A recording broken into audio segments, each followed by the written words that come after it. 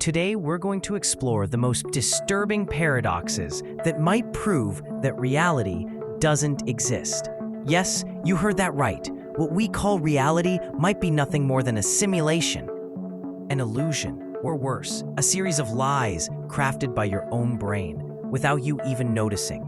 Everything you see, feel, touch could just be a neural narrative designed to keep you safe, but not necessarily to show you the truth. And the scariest part? Maybe there's no way to ever know. If you think you're ready to have your mind completely flipped, subscribe to the channel, turn on notifications, and get ready to face what might be the most uncomfortable video you'll watch today. The idea that reality might not be real sounds absurd, right? But what if I told you that your entire experience of the world is actually just a set of electrical signals, translated and interpreted by a brain that has never even had direct contact with reality? Your brain is locked inside a dark box, your skull completely isolated. Everything you know, see, or feel is an interpretation. You've never seen sunlight. You only perceive the signals it triggers in your optic nerves. You've never truly touched another person. You've only interpreted electrical pressures that your body translates as touch. So what we call reality is in fact an interface created by your nervous system to help you survive in this world, or rather, in an environment that might not even exist. In this video, we're going to break down, one by one, the paradoxes that expose this unsettling possibility. And I want to know, have you ever thought about this? Have you ever asked yourself if what you see really exists? Drop your thoughts in the comments. I'd really love to know what you think about this topic. Let's start by dismantling piece by piece what you've always believed to be your reality. First paradox: the mirror doesn't show who you are. Think about the last time you looked in the mirror. You smiled, maybe adjusted your hair, fixed your clothes, and there it was, you. But what exactly did you see? Is that really you? Or just a reflection, an image? In truth, it's just light. Electromagnetic waves that bounced off your body, reflected on the mirror, and hit your eyes. The mirror doesn't know who you are. It doesn't feel what you feel. It's not conscious. And the most disturbing part, it doesn't even flip your image the way you think. You raise your right hand, and in the reflection, it looks like the left. But that's just an illusion. Mirrors don't invert left and right. They invert front and back. Your brain creates the lateral inversion. It interprets the reflection automatically to fit the mental model you've built of the world. So, what you see in the mirror is not the truth, but an interpretation crafted inside your mind. You're not seeing yourself. You're seeing a fabricated version, projected, adapted to seem comfortable and familiar. But what if this illusion is just the tip of the iceberg? Second paradox: the brain has never seen the world. Yes, your brain, this incredible organ that controls every thought, every action, has never seen light. It's locked away, inside a skull, in darkness. All it ever receives are electrical signals. When you touch something, it's not the object you feel, but the electrical response your skin sensors send. When you hear music, you're not directly hearing sound, but the translation of air vibrations into electrical impulses. Your brain builds a simulation. It takes those fragmented bits of data and creates a coherent experience. Colors, sounds, textures, all of this is processed and presented to you as an interface we call reality. But the interface is not the thing. Just like the icons on your phone's screen are not the apps, but simplified representations to make interaction easier. What you call reality is a neural interface, comfortable, practical, but false. Third paradox: colors don't exist. What do you mean they don't exist? Relax, take a breath. Colors are just interpretations. When you see a blue sky, there's no actual blue up there. What exists are electromagnetic waves of a specific frequency interacting with particles in the atmosphere. Blue is how your brain translates that frequency.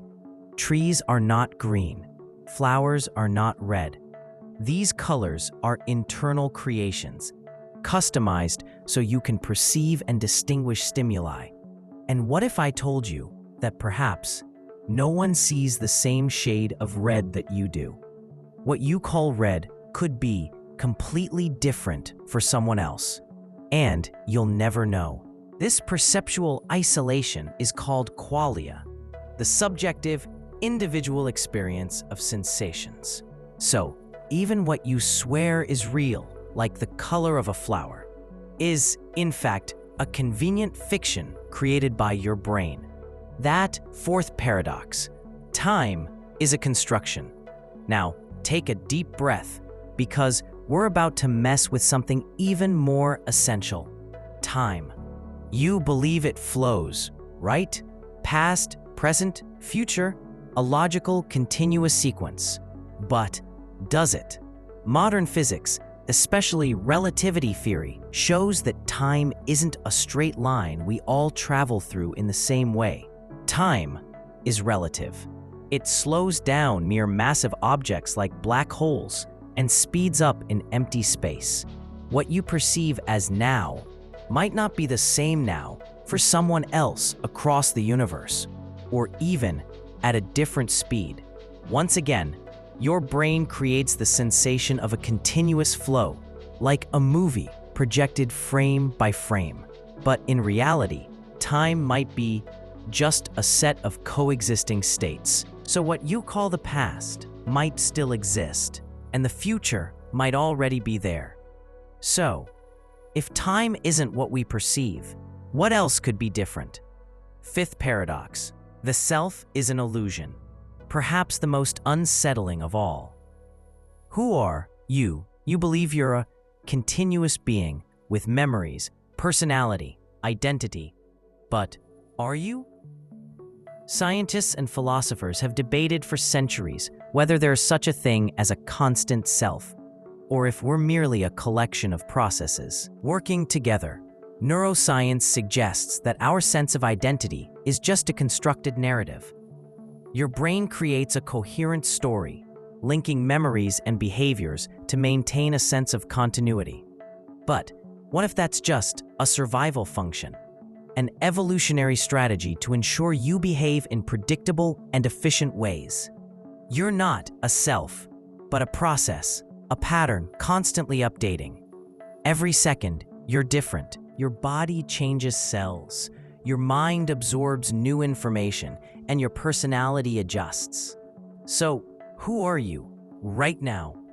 And who were you yesterday? Is the you who woke up today the same as the one who'll go to sleep tonight? Or are you just a succession of moments, of fleeting identities, stitched together by memory? Sixth paradox: perception is a gamble. That's right, a gamble. Your brain doesn't see the world, it predicts it. This is the basis of the predictive brain theory. Even before you receive a stimulus, your brain is already trying to guess what's about to happen. It does this based on past experiences, learned patterns, and expectations. That's why often you see what you expect to see, not what's actually there. A classic example: you enter a dark room and think you see someone, but when you turn on the light, it's just a pile of clothes. Your brain completed the image, made a quick guess, and got it wrong. Now, imagine this happening all the time with everything you perceive. Your reality is a constant bet, a game of probabilities. So, if everything you see is a prediction, what is actually real? Seventh paradox: you never make decisions. This one will sting. You believe you chose to watch this video, right? But maybe you didn't. Experiments in neuroscience, like those by Benjamin Libet, show that electrical signals in the brain that precede a decision occur before you're even aware of making it. In other words, your brain decides, and only then you convince yourself that you made the choice. The feeling of free will might just be a retrospective illusion, a cognitive trick to make you feel in control. So, who's really in charge? You or the neural process that created you? Eighth paradox: what if everything is a simulation? Now, the final blow. What if everything we've talked about is just code? The simulation hypothesis, defended by philosophers like Nick Bostrom, suggests that advanced civilizations might create simulations of entire universes, and that, statistically, it's more likely that we're living in a simulation than in a real universe. After all, how many simulations could an advanced civilization create? Thousands? Millions? And how many original universes are there? Maybe just one. So, it's more probable that you're in one of the simulated universes than in the one real one. But how can we prove or disprove this? To this day, no one has, and maybe we never will. Because how could a simulation realize that it's a simulation? Perhaps the very fact that you're reflecting on this right now is already part of the code. What is reality? What is you? And is there even a difference between those two things? Think about it. Because in the next part, we'll keep dismantling even more of the foundations of what you believe to be the world. Are you ready? Because now we're going even deeper. If everything so far felt disturbing, what comes next might just shatter any certainty you have about what is real. Ninth paradox: your memory is an invention. Yes, your memories might be false. It sounds impossible, right? After all, you remember your first kiss, your favorite birthday, that incredible trip. But are those memories true?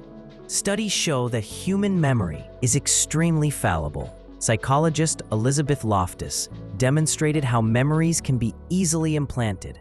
With subtle suggestions, people start believing they experience things that never happened.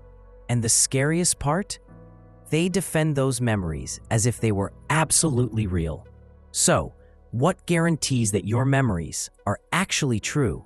And more, if your identity is built upon those memories, who are you if they're just fictions invented by your own brain? 10th paradox: the outside world depends on your internal state. Imagine this. You're happy, relaxed, and the day seems perfect. Now, in the same environment, if you're anxious, irritated, tired, the world seems hostile. The environment is the same, but your perception of it changes completely. Why? Because you don't perceive the world objectively, but through the emotional filters of your internal state. Your hormones, your mood, your thoughts shape your interpretation of reality. So, does an independent reality truly exist? Or is everything you experience just a personalized version, adapted to your psychological and emotional state? Perhaps you don't see the world as it is, but as you are. 11th paradox: your consciousness is delayed. This you may have never heard before. Research shows there's a delay between the world's stimuli and your conscious perception. In other words, everything you're experiencing right now has already happened. Your brain needs milliseconds to process information and assemble the conscious experience. So, you're always living a little in the past. The now you perceive is already gone. This means your consciousness isn't immediate. It's a processed, edited version presented with a slight delay, like a TV program running on broadcast delay. So, if not even the present is truly present, what's left of our perception of reality? 12th paradox: you live in an internal model of the world. Neuroscience confirms it. Your brain doesn't work with the real world. It constructs an internal model, This model is a simplified, functional representation, but not necessarily true. Imagine the world as a complex software with billions of lines of code. Your brain runs a compressed version, like a mobile game adapted to an old phone. It ignores details, fills gaps, cuts what's unnecessary, and presents you with a playable version. But if everything you experience is an internal model, not the real world, are you interacting with reality or with your own interpretation of it? 13th paradox: language limits your perception. The words we use to describe the world shape how we perceive it. For example, in some cultures, there's no word for the color blue, and curiously, studies show that individuals from those cultures don't perceive blue the same way as those who have that word. In other words, language limits or expands what we can perceive. You don't see everything.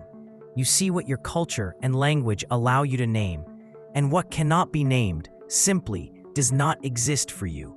Thus, your reality is bounded by a vocabulary. And what if there's much more to perceive, but you'll never see it because you don't have the words? 14th paradox: the laws of physics might be different.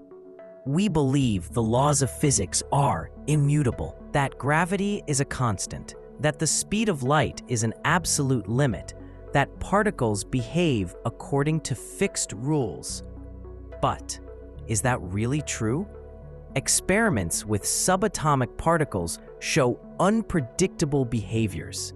The famous Heisenberg uncertainty principle tells us we can't know both the position and velocity of a particle simultaneously.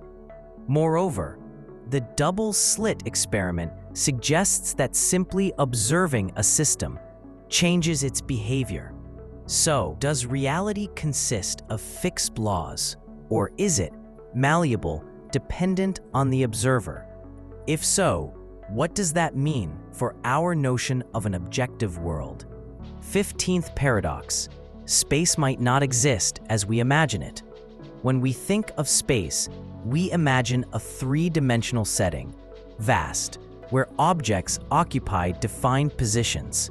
But theories like quantum gravity suggest that space might be emergent, meaning it's not a fundamental structure, but a phenomenon arising from quantum interactions. Worse, some interpretations suggest that space may be discrete, made up of microscopic chunks, like pixels on a screen. So space wouldn't be a continuous void, but a quantum grid, where everything moves discretely. And if what we call space is just a macroscopic illusion, an interface to ease our interaction, but that at the fundamental level simply does not exist.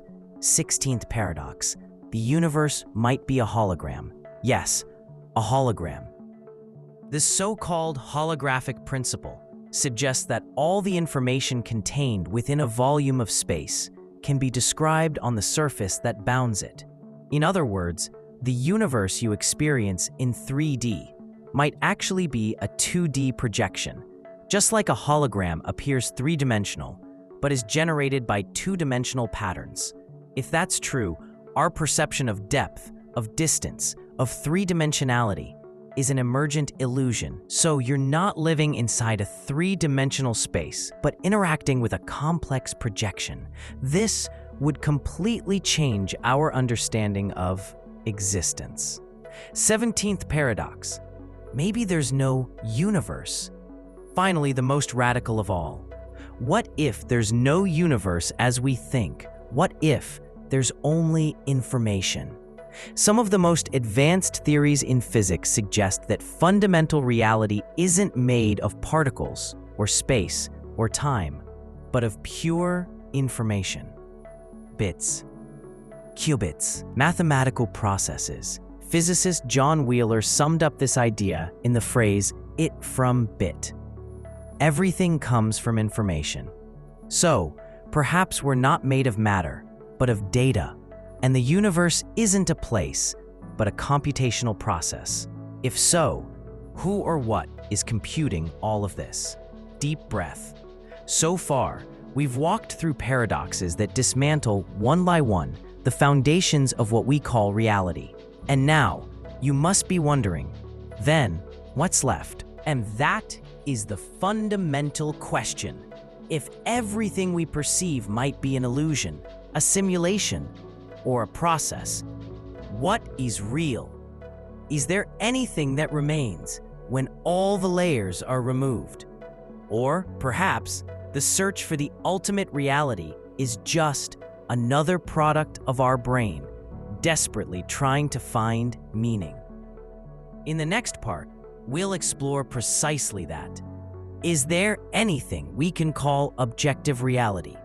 Or are we doomed to live forever inside our own internal simulation? What if I told you that beyond all of this, maybe you don't even have free will? What if your choices, your thoughts, your actions are already determined by processes you never controlled and never will?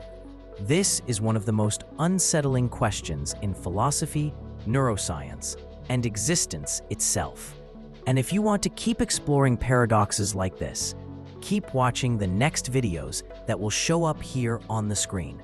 I'm sure they'll take you even further on this uncomfortable but fascinating journey of trying to understand what it really means to exist. Thank you for watching, and I'll see you in the next video.